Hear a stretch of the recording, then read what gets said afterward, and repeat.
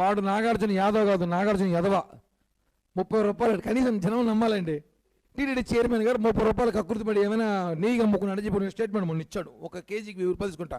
ఒరే మీరేదో చేస్తారు, మీరు చేసాడు నమ్ముతారు జనం, మేము కూడా చేస్తామా?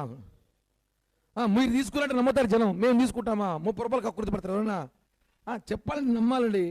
వాడు నాగార్జున యాదవ్, ఒక నాగార్జున యాదవ్ అని పెట్టుకో. ఆడంగిలోడు చెత్తగా దెబ్బలు తిన్నాడు గుంటూరు యాదవ్, మళ్ళీ వాడి గురించి అవన్నీ వద్దులే. మళ్ళీ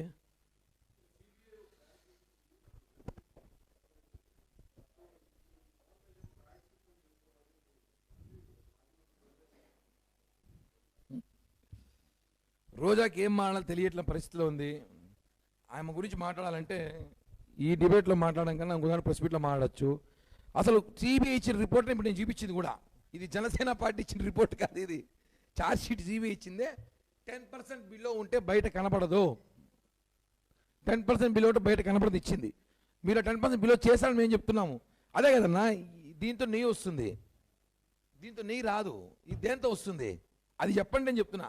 అది తెలియకపోతేనే మీరు చాట్ జీపీటీకి వెళ్ళండి, మంచి యాప్స్ వచ్చినాయి ఈ మధ్యకాలంలో, ఏమన్నా పట్టేయచ్చు, దాంట్లో ఉంది డీటెయిల్స్ అంతా.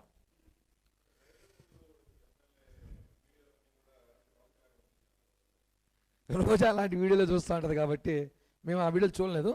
రోజా అలాంటివి బాగా చూస్తూ ఉంటాయి అందరివి, అప్పుడు హిందూపూర్ వాడిది, ఇప్పుడు ఇంకెవరు చూస్తూ ఉంటుంది కాబట్టి ఆమె చూస్తూ ఉంటుంది. ఆమెకు అవన్నీ బాగా చూస్తూ ఉంటుంది.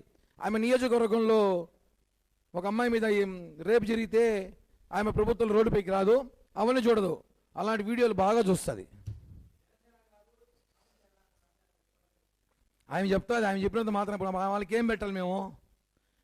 ఇప్పుడు విచారణ జరుగుతాను, నేను రిపోర్ట్ బయట వస్తాయి కదా, వచ్చినాక మాట్లాడతాము.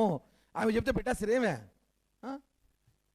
మళ్ళీ చాలా సేనలు ఉన్నాయి మా దగ్గర ఆమె గురించి మాట్లాడాలంటే. Thank you.